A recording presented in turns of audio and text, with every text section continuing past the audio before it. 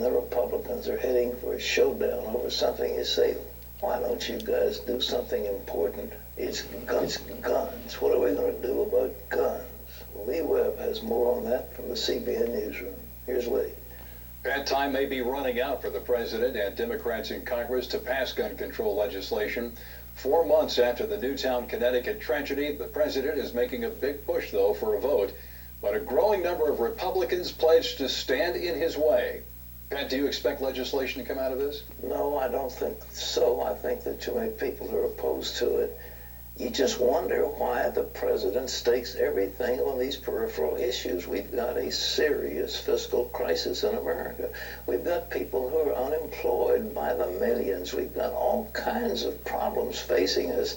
And so he wants to spend week after week after week hassling people about how many clips and how many bullets in a magazine and what can be sold. The truth is, Lee, this law isn't going to stop criminals. Criminals are going to get guns. They'll buy them surreptitiously. What's the number? 130 million guns in circulation, or more than that. Maybe it's 300 million. It's huge amounts of guns. And this law is not going to make any difference. If they really want to stop little children from getting shot in schools, they ought to do something about health care. The people who do this shooting are usually under the influence of some kind of psychedelic drugs. Really, Pat? Really? They're under the influence of psychedelic drugs? He said people who do the shootings are usually under the influence of psychedelic drugs. Does he not know what psychedelic drugs are? Because later on in the clip he goes on to say the doctors are giving these prescriptions out.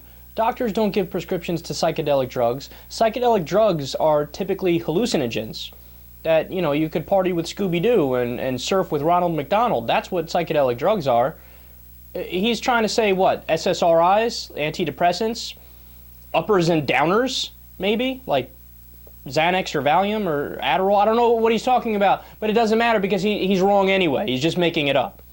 They're under the influence of psychedelic drugs. Really? Let me see that study, Pat, where you said it. Show me. A majority of shooters are on psychedelic drugs.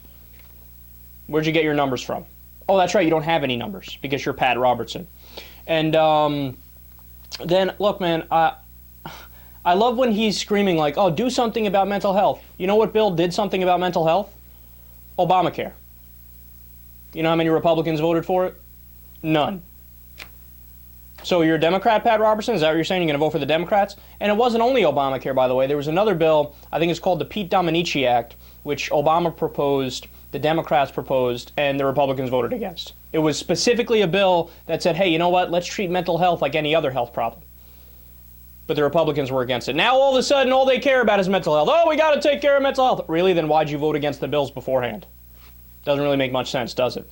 And then when he goes on to say, oh, yeah, they got to focus on we got an economy in trouble and millions of jobs and unemployed.